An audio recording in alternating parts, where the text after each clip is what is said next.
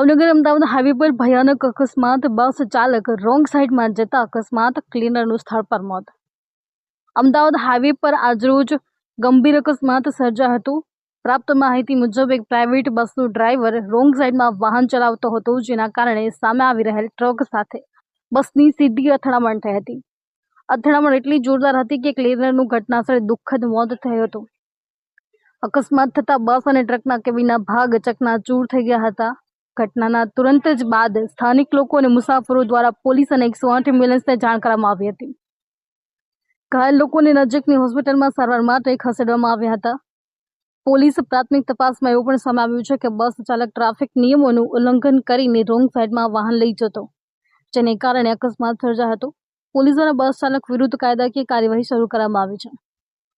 સ્થાનિક લોકોનું એવું પણ કહેવું છે કે રોડ પર રોંગ સાઈડમાં વાહન ચલાવવાનો દાખલો સામાન્ય બની ગયો છે અને ટ્રાફિક વિભાગે કડક કામગીરી કરવાની જરૂર છે.